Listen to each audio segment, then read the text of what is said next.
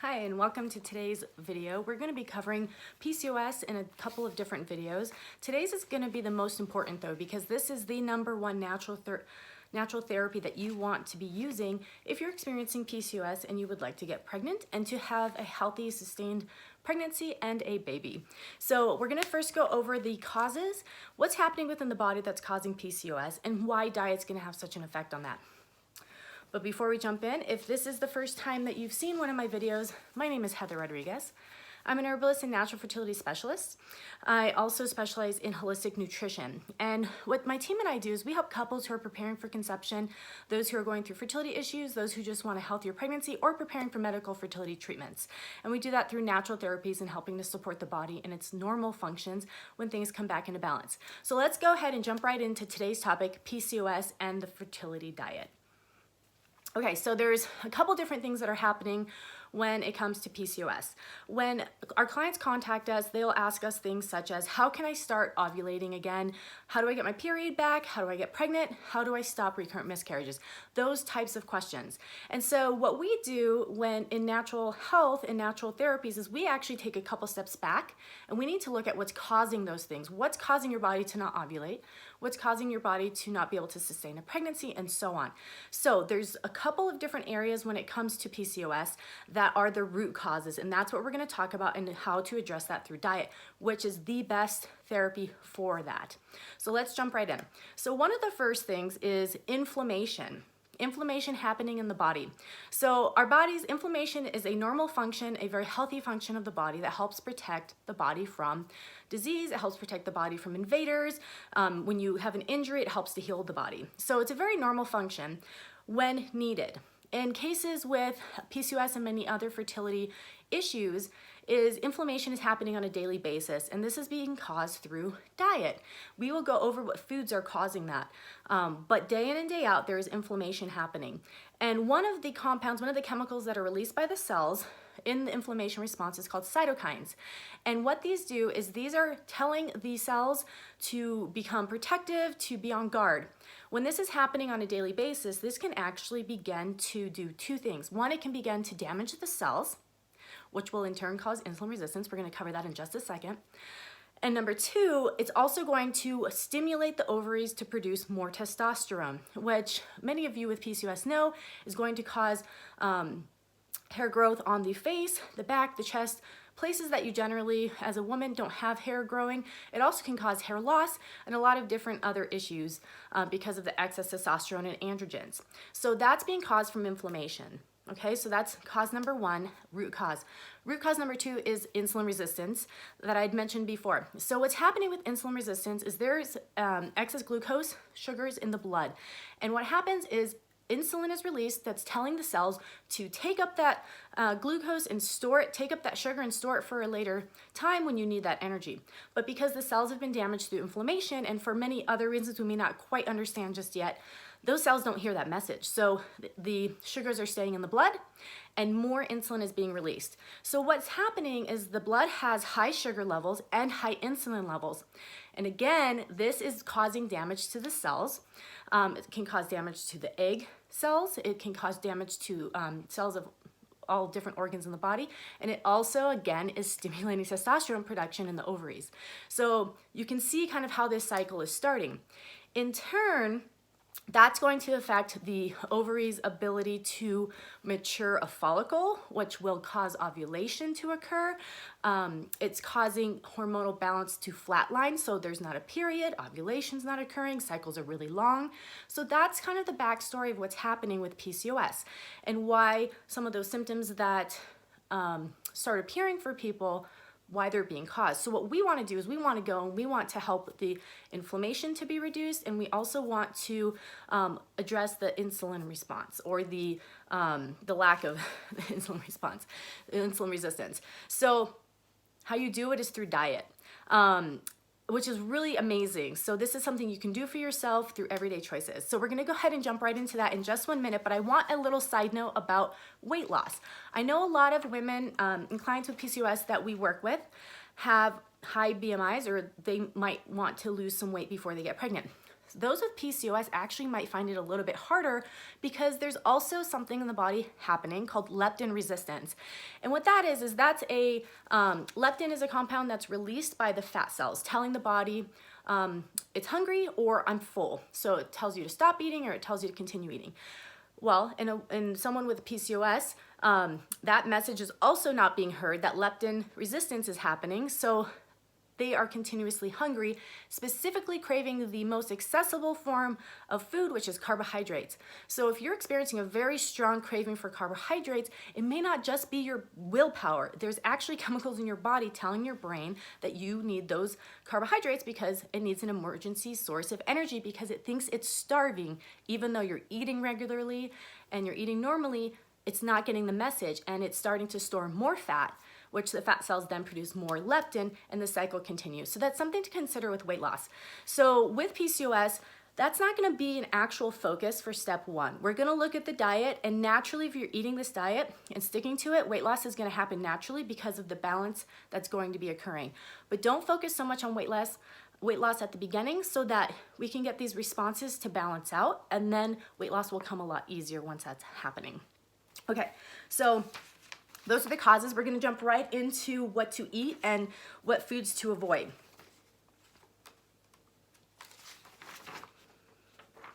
Okay, so veggies. Veggies need to be one of the major foods you're eating, and there's a couple different reasons. We know vegetables are great for us, but vegetables have vitamins and minerals, and most importantly, tons of fiber in them. So eating a lot of veggies is gonna be really important for PCOS. That'll be a main part of your diet. The next food group to eat is meats. It's great if these can be organic, grass-fed, free-range. Those are going to be more beneficial and have higher omega-3 amounts in them. So meats can be red meats, they can be chicken, any type of meats, any type of proteins. Also, making sure to include fish. Fish is very beneficial because of the omega-3s. Omega-3s, you're gonna hear over and over again, help to reduce inflammation. So that is a specific food that's going to be beneficial to reduce that inflammation cycle that's happening. Another food group that you can eat plenty of is going to be raw nuts. Nuts are high in fats and healthy fats, and they do contain some protein and fiber. So fiber is gonna help the body to metabolize any excess hormones, and it's also gonna help to regulate blood sugar levels, which is very helpful with insulin resistance. The next part of your diet can be eggs, unless you're allergic to them, but eggs can be very beneficial as well because they are higher in healthy fats and they contain protein. The next food group is fats. So fats, don't be afraid of fats, but there's certain type of fats that you want to focus on. You want to focus on the omega-3 fats. So you're going to find those in avocado oil, you're going to find those in olive oil, coconut oil, and also grass-fed butters. So those are the fats that you want to use and you want to include in your cooking. One of the reasons fats is going to be important is for regular hormonal production, as well as helping to add calories that you will not be getting because of the low carbohydrates you will be eating, which we'll get into in just a minute. But you do want to avoid omega-6 oils because they can cause more inflammation if you're getting too many of them. So omega-6 oils are going to come from vegetables. It's going to be the canola oil, the safflower oil, cotton oil. What you'll see once you start looking at labels, soybean oil, once you start looking at labels and salad dressing labels, they're actually going to be in a lot of different places. You might be surprised. So the next food group is starchy vegetables. This is what's going to basically replace a lot of the processed grains that you may be used to eating. So starchy vegetables are potatoes, sweet potatoes, squash, zucchinis, parsnips. Those types of items are what are going to now be your main source of carbohydrates and the starchy part of your meals. You can also eat fruits on a PCOS diet. You just want to look at the lower sugar fruits and the fruits that are high in fiber. As long as fruits are in their whole form, they have plenty of fiber with them to help you to regulate your blood sugar. Lower sugar fruits are going to be berries, papaya, grapefruits, lemons, limes, tomatoes, and avocados. So don't go crazy on the fruits, but you can still include them and just focus on the low insulin index fruits and the low sugar content fruits. Low insulin index fruits are melons, apples, oranges, pears, kiwi, plums, and pineapple. And if you are familiar with those fruits, you'll know those all have a high amount of fiber in them. So that is why they're going to be low insulin index fruits. And then the last is doing pseudo grains. So these are some things that you might need to test out and see what works for you. Not every single person is going to eat the exact thing, but see how these respond for you. So lentils, wild rices, quinoas, millet, those types of, those pseudo grains might work for you because they're very slow to be released to the blood, and they also very easy to digest for most people. But test it, see how you feel. And how you test that is, do you get bloated directly afterwards? Do you have some type of digestive discomfort? That's gonna tell you whether or not you're having an inflammation response to a food. So all these foods that I just covered, these are anti-inflammatory foods. They help the body to reduce inflammation, and they don't cause additional inflammation. They also help to keep your blood sugar level, because you're eating proteins, you're eating lots of fiber, and you're eating lots of veggies. So that's going to be the main diet to eat. To make that very simple for you, eat whole foods, avoid processed foods. That really is what it comes down to.